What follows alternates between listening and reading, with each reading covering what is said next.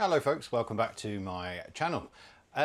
So I haven't really posted much of late. I'm currently in the middle of trying to do a couple of headset reviews, but work and life and the weather, it hasn't been, kind.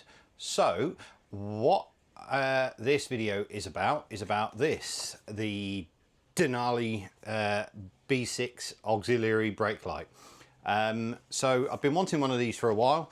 The later model R1300, GS's, and certainly the 1300s, I might have some of those model numbers wrong, came with multifunction indicators, where there's quite a few topics on here about that. I think a company called VisorTech, or Visor, they make some indicator wiring looms, which mean that it's a bit easier if you're indicating and braking at the same time. There's a great video on here. I think the chap's name is Just the Way It Is. Anyway, I'm waffling now. But yeah, I have had a few instances where people have said, I can't really tell if you're braking or not, because obviously my rear lights, they're just indicators. There's no actual light. So when I'm braking in and indicating at the same time, those lights are trying to do everything. So I thought, why not get one of these? So I bought this with my own money from Nippy Norman's. I'll put a link in the description. Not a sponsored video, but since I got my first 1250 GS back in 2019, I have spent an unhealthy amount of money at Nippy Norman's. Great service, really good guys. So yeah, I just thought I'd throw a bit of a shout out in there. So I'm going to try and make this as short as I can, which I know for me isn't likely, but let's roll the intro. I'll show you what you actually get in the kit, and then we'll see if an idiot like me who sits behind a computer all day can fit one of these.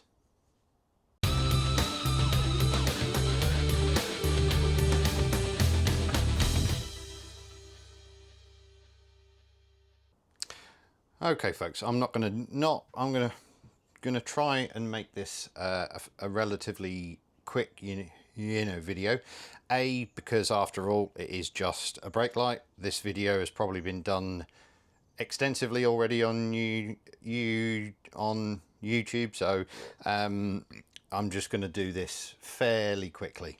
So not going to do an unboxing. There's not really a great deal in the box, other than the actual brake light itself, which has this end on it. This male end, so that you can obviously tap it into whatever wiring on your bike. This video is going to focus on doing it on a BMW R1300 GS, so I'm only going to be using the black and orange wires, because I'm going to be wiring it into my Hex EzCan, which I will show the programming bit for at the end. It comes with two M6 bolts, some 10mm nylock nuts, some washers, and these, which I think are called posi taps. Don't quote me on that, but I will not be using those. And we obviously have the instructions, which are pretty straightforward and pretty comprehensive as well. So what are you going to need in order to do this? Well, again, I'm gonna talk about this from the point of view of the R1300 GS, and specifically bikes that have the rear radar module, which mine does have. So what I'm going to be using in this, I have already started to strip the rear end of the bike down. So you're going to need a T40 Torx, a T30, a T25, a 10mm spanner for the nylock nut on the B6, a 4mm hex, either a T-bar handle like I'm using, or something like that. Wire cutters, obviously, if depending how you're actually going to do the wiring. Wire strippers, in my case heat shrink, a little flat blade screwdriver in order to unclip this. If you should need to remove it and re-add it, you can just push that little pin down and it slides out. Depending how tight the bolts are on the back of the bike, these may not work and you may need to resort to a ratchet with a Torx bit on there. And obviously I have the end, I can't think what they call these, the tails, or these obviously come with the Hex EzCan. So yeah, I'm not planning on using any other tools than that. So let me show you what I've done already. So hopefully this is easy enough to see. What I've got is I've got a bungee strap round here, just basically holding this up because I didn't want this entire unit being just held up by the wires. In order to remove this, there is, and I'm hoping I can show this without everything going out of focus, but there is, let me get the camera in there a bit easier. So there's two, there's a T40 here, there's one on the other side, there's a recessed T30 here, but there's also in here a T25 and one on the other side as well. Now let me get that out, I would recommend removing the T25s first, because that is basically what holds this on. And if you take the T30s and the T40s out, the whole unit will drop down, and then it'll be much harder to hold that up while getting the T25s out. So I would take the two T25s out, take the T40s out, and then finally the T30s, and have some way to support this. This then pops off and forwards and up. And then what I've also done, I've obviously taken off the number plate, which I didn't mention. Obviously I have a screwdriver that I used for that. And then I've also removed the three T25s from here just to loosen this, because I basically, and if I can do it and film, I'm going to try and get the wiring and tuck it up behind there, and then it's basically going to go over the top of the indicator wire. I can't go under here, and I can't go through that gap there, as the wiring sort of plug on the end of it is a bit too fat. But I'm basically going to come over here, and then I'm going to cable tie it to these existing wires, run it through up and inside, and hopefully without me falling over, I'm then going to come up through here and then along and into the blue circuit of my Hex EzCan. So yeah, I'm going to try to mount the camera and film me doing this. I might time lapse it because it's probably going to be a lot of my big head in the way, a lot of cursing and swearing. But yeah, let's get it installed and see how it looks. Okay, so in the end I did make this a time lapse, because yeah, I was finding it very difficult to film and get all the right angles, get the lighting right, and actually get my hands in there. And I had to remove the rear unit at least once, due to me being slightly moronic with the T25 bolts that were holding on the top plastic of the radar unit. So yeah, that was an error on my part. But I had all the sort of camera gear set up to the side, and I was trying to do it all from one side, which as you can see made things a hell of a lot more hard work than it really needed to be. But that's my fault. And I think if you were doing this without any restrictions, this would be quite straightforward. But yeah.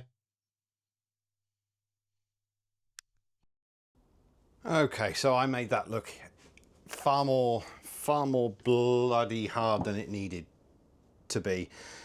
So it actually turns out that the two T25 bolts that hold this, you know, plastic bit on are actually harder to get back in afterwards than I thought. But anyway, it's all in. It's all where's the, there we go. It's all in and bolted up. Let's turn this light off now.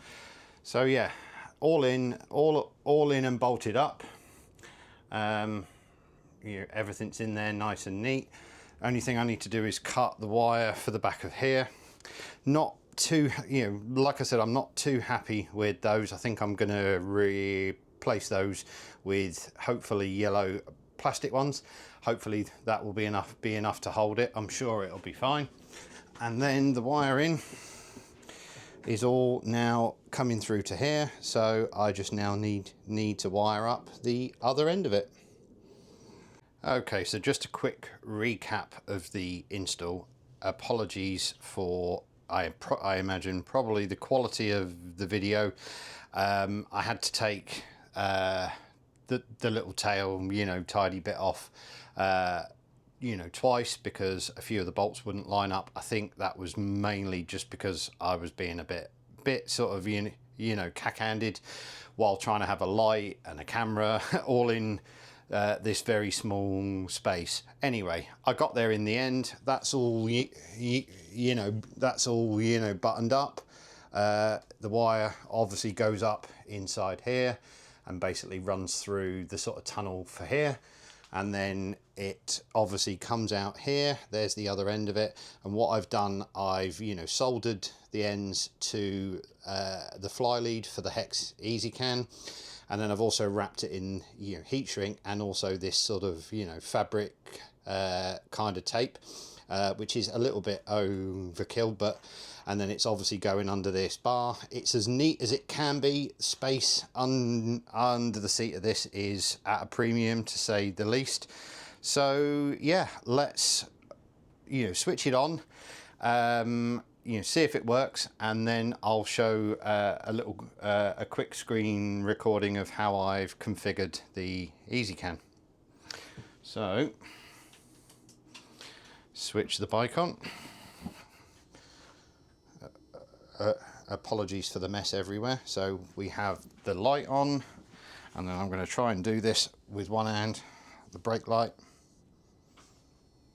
There we go. Installed and working. Okay, so I'll just very, you know, quickly breeze through this.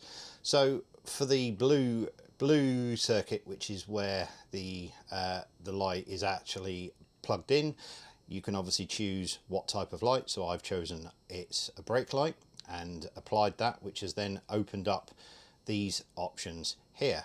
So I've got it on solid for braking and flashing on emergency stop, which the rear lights on this do anyway. I haven't got this option on, as a friend of mine had that, and some people said it sort of distracted them every time he rolled off the throttle.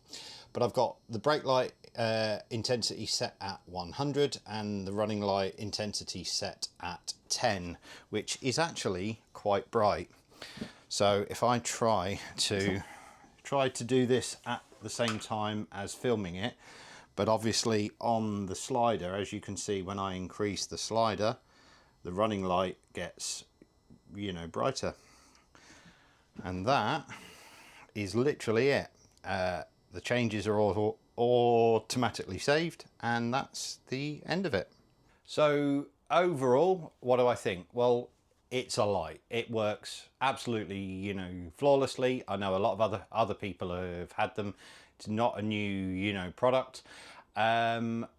Despite the bit of time lapse that you'll have watched by now of me, you know, faffing with the rear, you know, radar unit, it's actually pretty straightforward.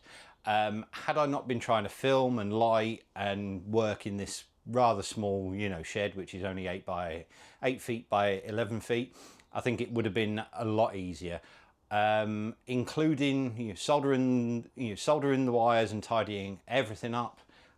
I reckon this is probably an hour's job, really. The strip down isn't that hard. You know, the putting it back together again, you know, relatively straightforward. But considering how bright it is, I don't think anyone's gonna have any issues seeing me brake from now on. So yeah, there we have it. If you know, as always, if this has been of any use, please do hit the like button and consider subscribing. Hopefully, as the warm weather now gets a bit more, you know, frequent, I'll, you know, have a few more sort of videos where I'm actually riding and not sat here just waffling on. But anyway, thanks for watching, and I will catch you in the next video.